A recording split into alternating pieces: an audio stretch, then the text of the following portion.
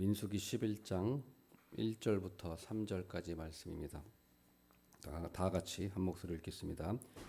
여호와께서 들으시기에 백성이 악한 말로 원망하매 여호와께서 들으시고 진노하사 여호와의 불을 그들 중에 붙여서 진영 끝을 사르게 하시매 백성이 모세에게 부르짖음으로 모세가 여호와께 기도하니 불이 꺼졌더라. 그곳 이름을 다베라라 불렀으니 이는 여호와의 불이 그들 중에 붙은 까닭이었더라. 아멘. 오늘 11장, 12장의 핵심되는 말씀은 하나님께서 들으셨다는 것입니다. 그 11장과 12장 전체의 말씀 보면 세 가지 이야기가 나오는데 이 세 가지 이야기에서 하나님이 들으셨다는 말씀이 세 번 다 나옵니다.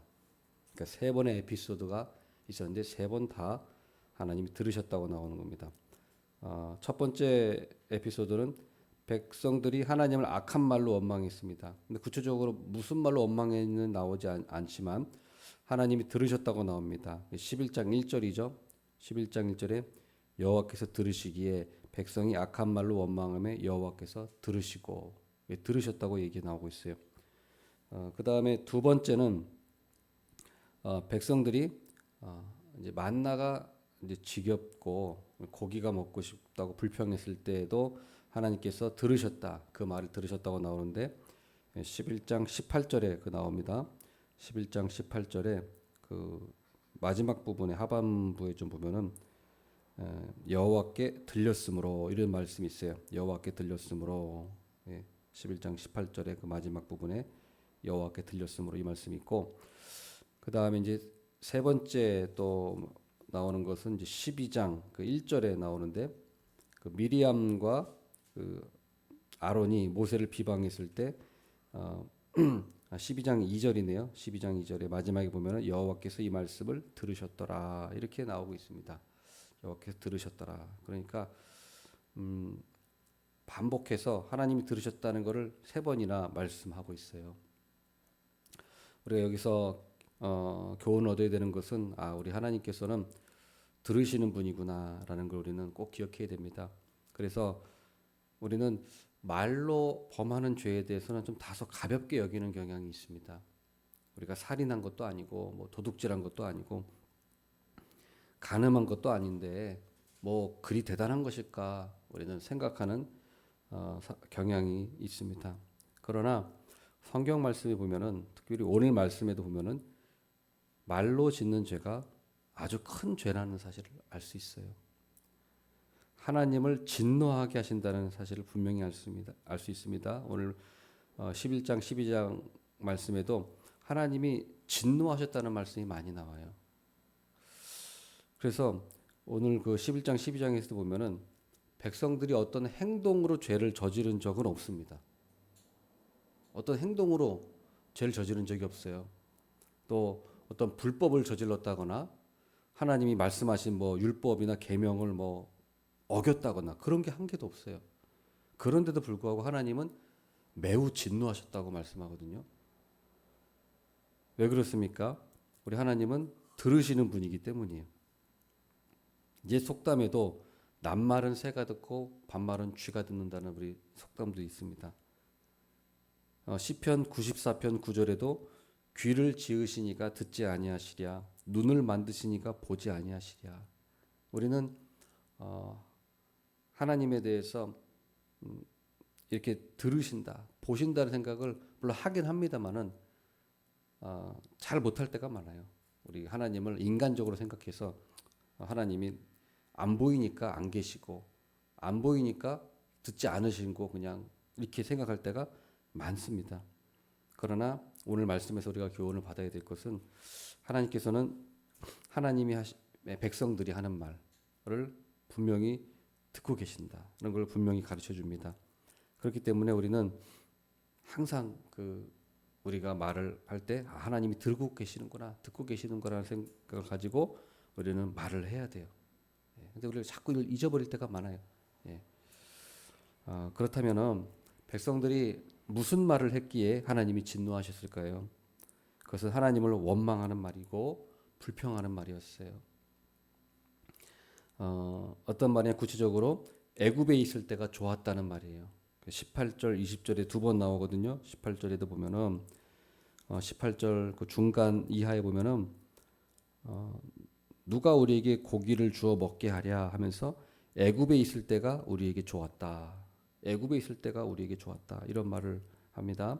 그다음에 20절 말씀에도 그 하반 마지막 절 보면은 우리가 어찌하여 애굽에서 나왔던가.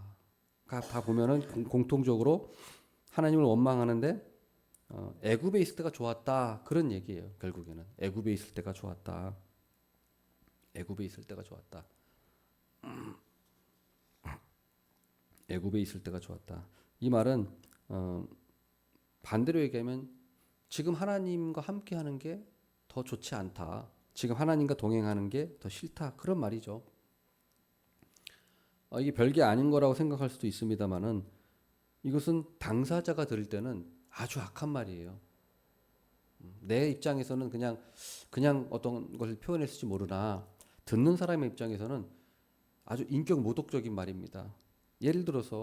아주 쉽게 예를 들어서 우리 결혼한 부부가 있는데 배우자가 아내가 남편이 자꾸 옛사랑을 잊지 못해요.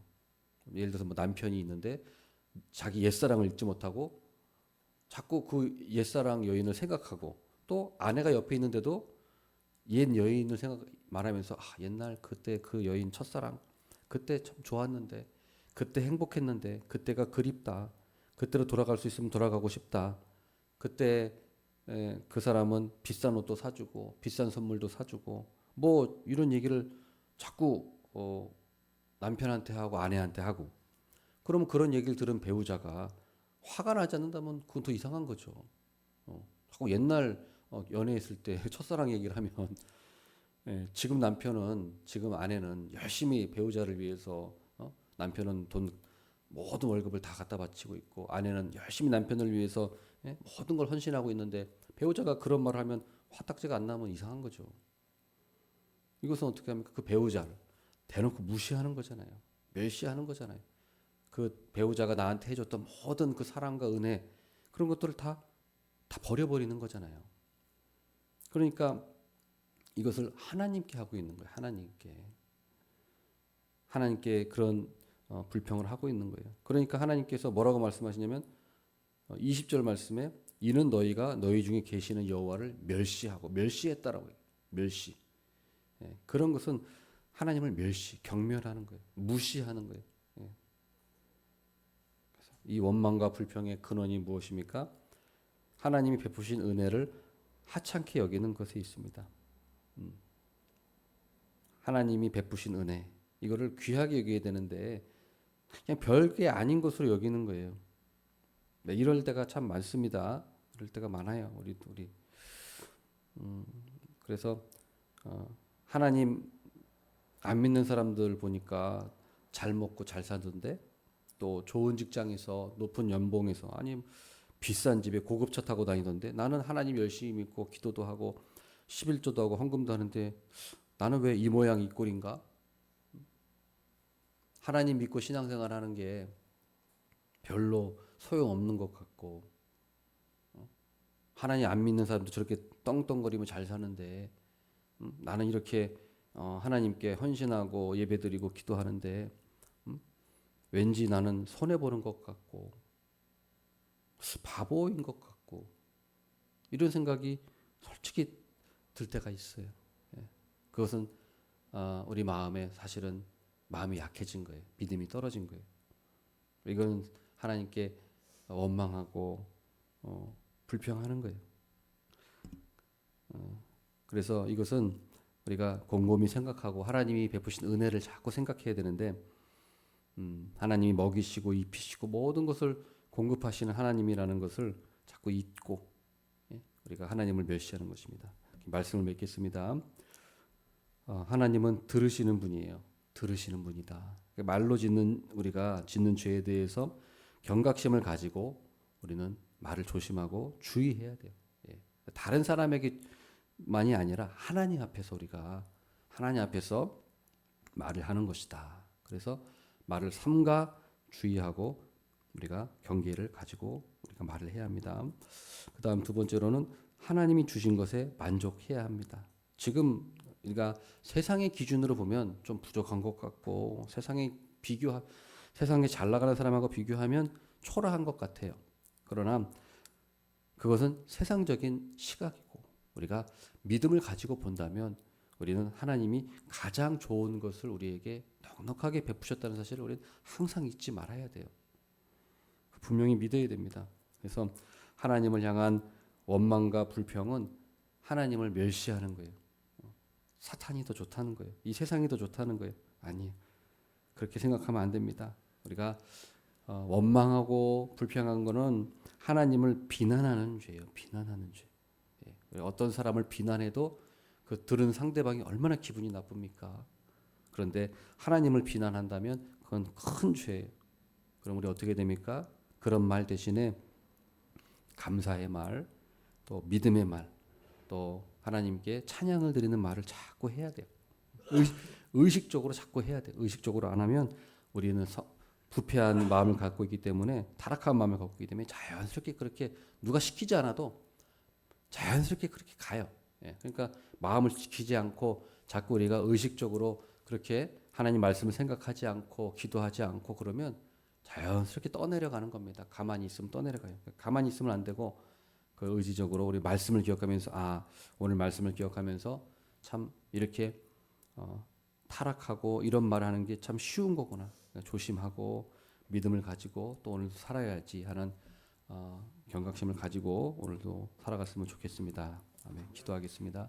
하나님 아버지, 오늘 말씀을 참 저희들에게 교훈으로 주셔서 감사합니다. 반면교사의 말씀으로서 우리 이스라엘 백성들을 보았을 때 참 그 하나님께 큰 은혜를 경험하고 홍해 바다를 건너고 또 만나를 먹고 메추라기를 먹는 그 은혜를 경험함에도 불구하고 하나님께 말로 원망하고 불평하는 이 죄를 짓는 것을 볼 때에 하나님, 우리도 마찬가지임을 고백합니다. 하나님, 우리의 마음이 하나님을 향한 원망과 불평이 있었다면은 하나님이여 용서해 주시옵시고 하나님 다시 회개하며 하나님 베푸시는 은혜가 얼마나 큰지 감사하면서 찬송하면서 믿음의 말을 하면서 하나님을 기쁘시게 하는 저희들이 되게 하여 주시옵소서. 저희들의 믿음을 붙들어 주시옵소서. 예수님의 이름으로 기도드립니다. 아멘.